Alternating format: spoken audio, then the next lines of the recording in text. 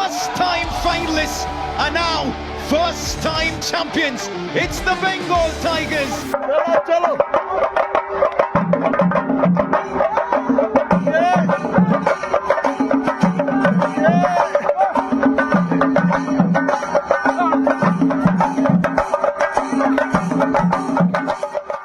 এভাবেও ফিরে আসা যায়। সিসিএল জয়ের স্মৃতি ফেরালো বেঙ্গল টাইগার্স। টিম হোটেলে প্রকাশিত ডকুমেন্টারি।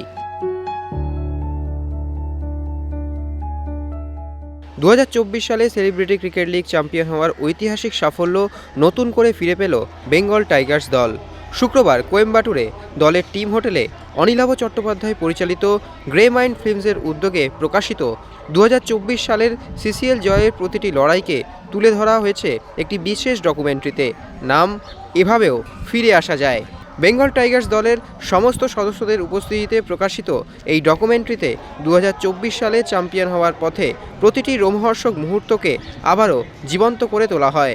চলতি লিগে সেমিফাইনাল ও ফাইনালের আগে দলের সদস্যদের মানসিকভাবে আরও উজ্জীবিত ও অনুপ্রাণিত করতেই এই উদ্যোগ গ্রহণ করেছে team management. So good luck to you boys. Do well. Continue doing well. Love you all. Keep it up.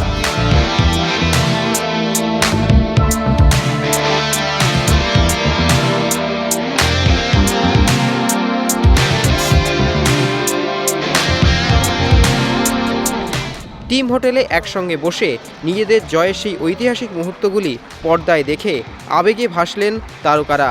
দলের অধিনায়ক যিশু সেনগুপ্ত, সৌরভ দাস ও দলের কোচ শরদিন্দু মুখার্জিরা বলেন, It was a beautiful documentary on Bengal Tigers. Very heartfelt, and সব থেকে বড় কথা দেখতে দেখতে একটা জায়গায় I also had little tears চোখের কোণায়, কারণ এই টিমের মধ্যে কয়েকজন বাদ দিলে মানে হয়তো 2-3 জন আছে যারা প্রথম দিন থেকে রয়েছে, এবং I know the journey from my heart.